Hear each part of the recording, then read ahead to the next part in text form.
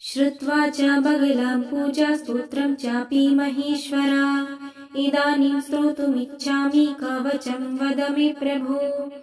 वैरिनाशकरं दिव्यं सर्वशुभविनाशनम्। शुभदं स्वर्णात् पुण्यं त्राहि मां दुःखनाशनम्। कवच शृणु वक्ष्यामि भैरवी प्राणवल्लभे। पठित्वा धारयित्वा तु त्रैलोक्ये विजयी भवेत्।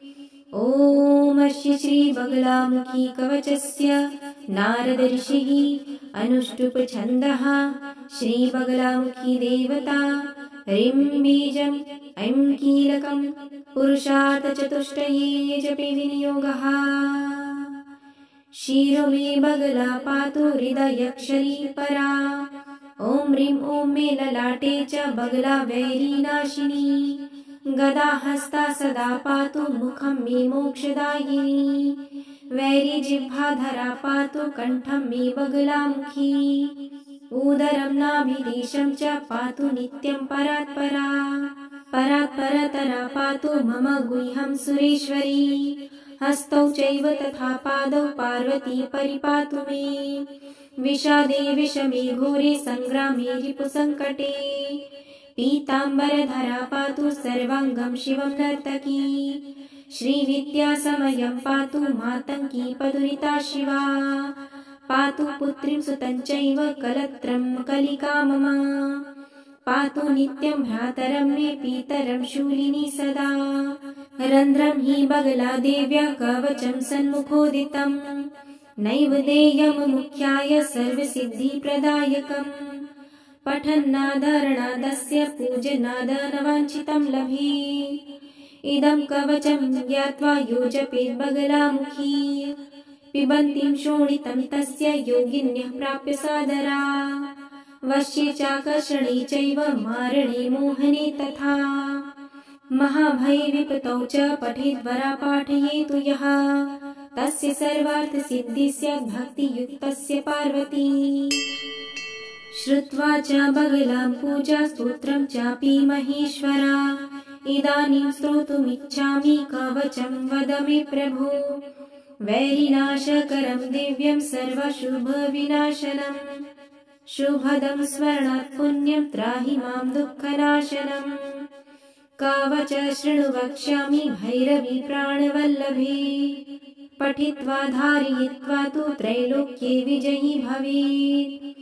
ॐ श्रीबगलामुखी कवचस्य नारद ऋषिः अनुष्टुप छन्दः। श्रीबगलामुखी देवता ह्रीं बीजं ऐं कीलकं पुरुषार्थचतुष्टये जपे विनियोगः।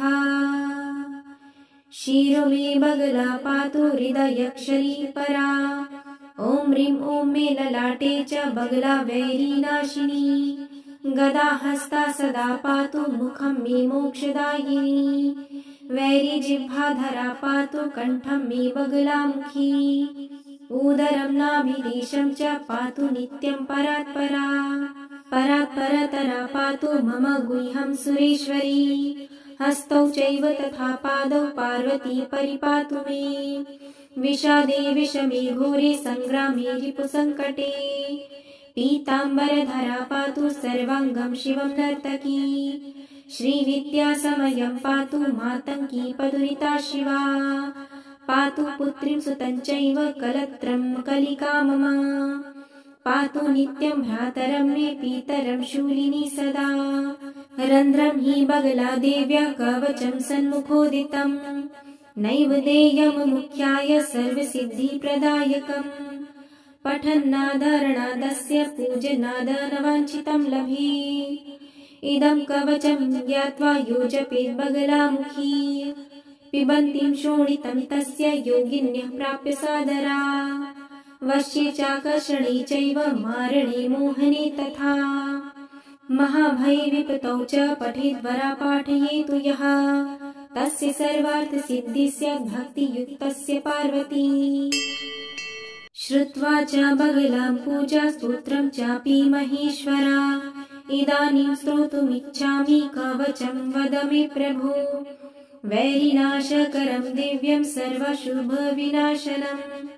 शुभदं स्मरणात् पुण्यं त्राहि मां दुःखनाशनम् कवच शृणु वक्ष्यामि भैरवी प्राणवल्लभी पठित्वा धारयित्वा तु त्रैलोक्ये विजयी भवेत्। ॐ श्री बगलामुखी कवचस्य नारद ऋषिः अनुष्टुप छन्दः श्री बगलामुखी देवता ह्रीं बीजं ऐं कीलकं पुरुषार्थ चतुष्टये जपे विनियोगः।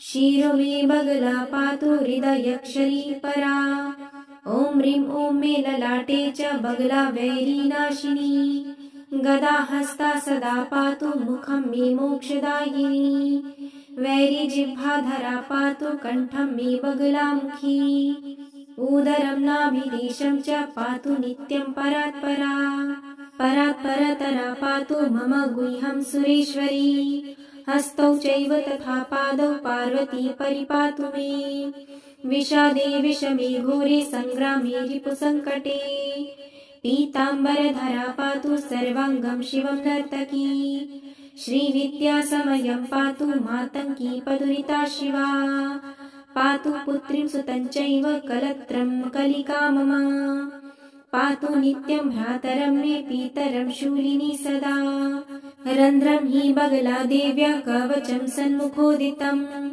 नैवेद्यं मुख्याय सर्वसिद्धिप्रदायकम् पठन्नादरणादस्य पूजनादनवाञ्छितं लभे इदं कवचं ज्ञात्वा यो जपेत् बगलामुखी पिबन्तीं शोणितं तस्य योगिन्यः प्राप्य सादरा वश्ये चाकर्षणे चैव मारणे मोहने तथा महाभये विपतौ च पठेद्वरा पाठयेतु यः तस्य सर्वार्थसिद्धिस्य भक्तियुक्तस्य पार्वती श्रुत्वा च बगलां पूजा स्तोत्रं चापि महेश्वरा इदानीं स्तोतुमिच्छामि कवचं वद मे प्रभो वैरिनाशकरं दिव्यं सर्वशुभविनाशनम् शुभदं स्मरणात् पुण्यं त्राहि मां दुःखनाशनम् कवच शृणु वक्ष्यामि भैरवी प्राणवल्लभी पठित्वा धारयित्वा तु त्रैलोक्ये विजयी भवेत्। ॐ श्री बगलामुखी कवचस्य नारद ऋषिः अनुष्टुप छन्दः श्री बगलामुखी देवता ह्रीं बीजं ऐं कीलकं पुरुषार्थ चतुष्टये जपे विनियोगः। शिरो मे बगला पातु हृदयक्षरी परा ॐ ह्रीं ॐ मे ललाटे च बगला वैरीनाशिनी गदा हस्ता सदा पातु मुखं मे मोक्षदायिनी वैरी जिह्वाधरा पातु कण्ठं मे बगलामुखी उदरं नाभिरीशं च पातु नित्यं परात्परा परात्परतरा पातु मम गुह्यं सुरेश्वरी हस्तौ चैव तथा पादौ पार्वती परिपातु मे विषादे विषमे घोरे संग्रामे रिपुसङ्कटे पीताम्बरधरा पातु सर्वाङ्गं शिवं नर्तकी श्रीविद्यासमयं पातु मातङ्गी पदुरिता शिवा पातु पुत्रीं सुतं चैव कलत्रं कलिका मम पातु नित्यं भ्रातरं मे पीतरं शूलिनी सदा रन्ध्रं हि बगला देव्या कवचं सन्मुखोदितं नैवेद्यं मुख्याय सर्वसिद्धिप्रदायकम् पठन्नादरणादस्य पूजनादनवाञ्छितं लभे इदं कवचं ज्ञात्वा यो जपेत् बगलामुखी पिबन्तीं शोणितं तस्य योगिन्यः प्राप्य सादरा वश्ये चाकर्षणे चैव मारणे मोहने तथा महाभये विपतौ च पठेद्वरा पाठयेतु यः तस्य सर्वार्थसिद्धिस्य भक्तियुक्तस्य पार्वती श्रुत्वा च बगलां पूजा स्तोत्रं चापि महेश्वरा इदानीं स्तोतुमिच्छामि कवचं वद मे प्रभो वैरिनाशकरं दिव्यं सर्वशुभविनाशनम् शुभदं स्मरणात् पुण्यं त्राहि मां दुःखनाशनम् कवच शृणु वक्ष्यामि भैरवी प्राणवल्लभी पठित्वा धारयित्वा तु त्रैलोक्ये विजयी भवेत्। ॐ श्रीबगलामुखी कवचस्य नारद ऋषिः अनुष्टुप छन्दः श्रीबगलामुखी देवता ह्रीं बीजं ऐं कीलकं पुरुषार्थ चतुष्टये जपे विनियोगः। शिरो मे बगला पातु हृदयक्षरी परा। ॐ ह्रीं ॐ मे ललाटे च बगला वैरीनाशिनी। गदा हस्ता सदा पातु मुखं मे मोक्षदायिनी। वैरी जिह्वाधरा पातु कण्ठं मे बगलामुखी। उदरं नाभिदेशं च पातु नित्यं परात्परा। परात्परतरा पातु मम गुह्यं सुरेश्वरी। हस्तौ चैव तथा पादौ पार्वती परिपातु मे। विषादे विषमे घोरे संग्रामे रिपुसङ्कटे। पीताम्बरधरा पातु सर्वाङ्गं शिवं नर्तकी। श्रीविद्यासमयं पातु मातङ्गी पदुरिता शिवा। पातु पुत्रीं सुतं चैव कलत्रं कलिका मम। पातु नित्यं भ्रातरं मे पीतरं शूलिनी सदा। रन्ध्रं हि बगला देव्या कवचं सन्मुखोदितं।